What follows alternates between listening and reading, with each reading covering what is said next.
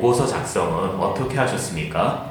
네, 저는 일단 보고서의 개요는 동기 및 목적, 이론적 배경, 내용과 방법, 결과 그리고 논의 및 결론의 개요로 구성을 하였고 저희 경우에는 작년에 생물과로 과학 잡담에 참가하였고 연구 주제로 선택한 내용은 온도와 유전형 사이의 교호작용이 초파리의 생존과 발육에 미치는 영향에 대한 연구였습니다.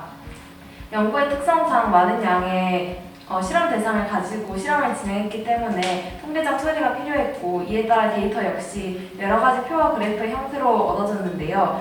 저는 첫 번째로 보고서 작성 요령으로 알려드리고 싶은 내용은 선택적인 데이터의 이용입니다.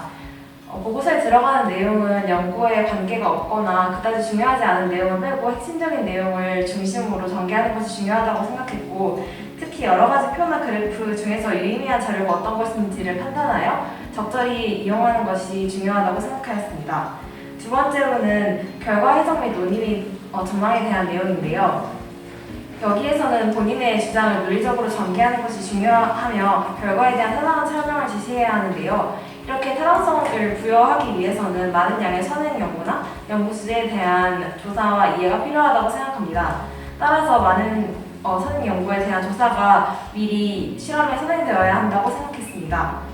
마지막으로 참고 문헌을 정확하게 기재하는 것은 보고서 작성의 기본이라고 생각하였고 보고서를 모두 작성한 뒤에는 검토를 하면서 자신이 선택한 데이터 중에 필요가 없는 것은 제외하고 또 표나 그래프 중에서도 결과를 잘 설명하지 못하는 부분들은 적절히 조절하여 검토를 하는 것이 중요하다고 생각하였습니다.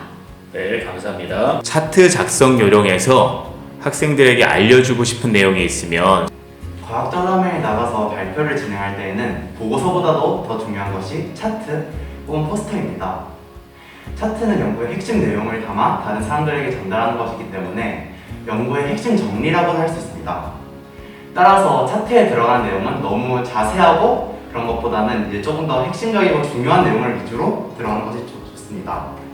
예를 들어 데이터의 경향성을 설명한 연구에서 각각의 데이터에 대해 구체적으로 설명해 줄 필요는 없겠죠?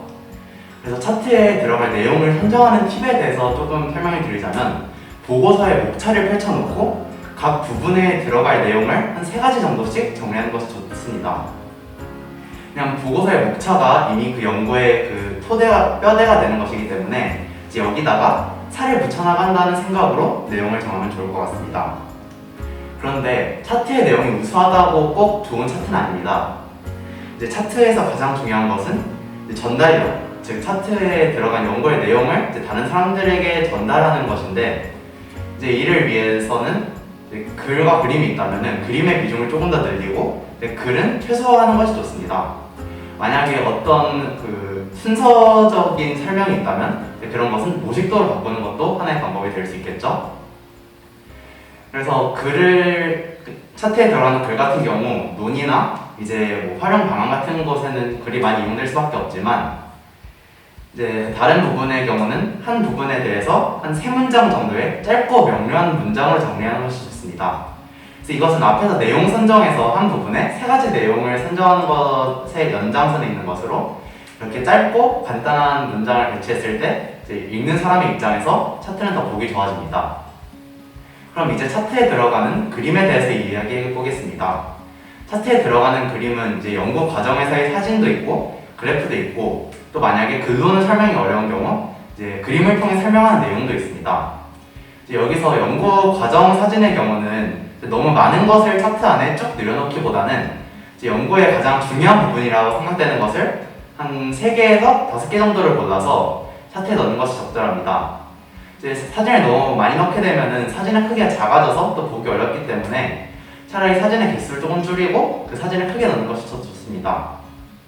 그리고 연구 결과를 나타내는 그래프의 경우 이제 그 그래프가 그 차트 전부다라고 생각하고 그 그래프에 대해서 좀 공을 들이면 좋을 것 같습니다. 특히 이제 얻어낸 데이터에 적합한 그래프의 종류를 잘 선택하고 또 그래프의 제목과 축의 제목을 잘 설정해주는 것이 매우 중요합니다. 이 제목이 적절하게 지어지지 않는다면 보는 사람 입장에서 이 그래프가 무엇을 설명하는 그래프인가 이것을 알기 어려울 수도 있습니다. 또 그래프를 통한 결과 전달 효과의 극대화를 위해서 물결선을 통해서 이제 데이터 간의 차이를 차트를 보다 잘 드러낼 수도 있습니다. 근데 지금까지 차트에 들어가는 요소에 대한 팁을 조금 드렸는데요. 이제 이렇게 요소를 잘 만들어 놨다면 이것을 마지막으로 배치하는 과정도 중요합니다. 일반적으로 과학자담의 포스터의 경우 이렇게 3분할식으로 포스터를 제작하게 되는데요.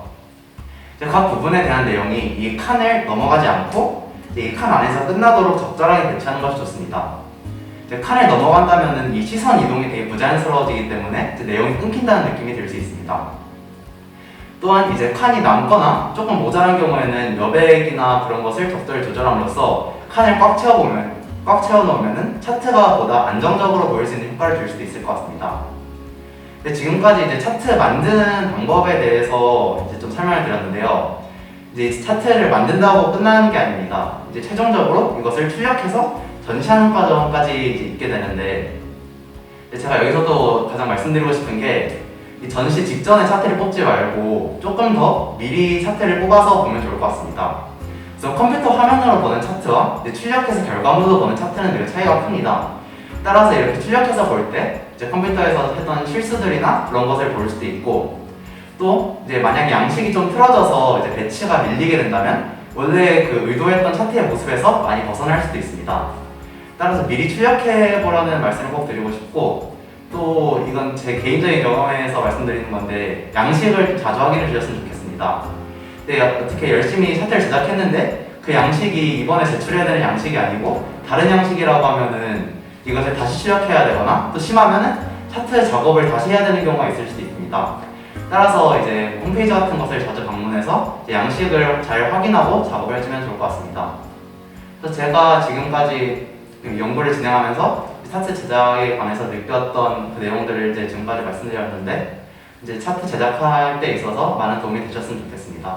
감사합니다. 여러분들의 도전과 좋은 결과를 응원합니다.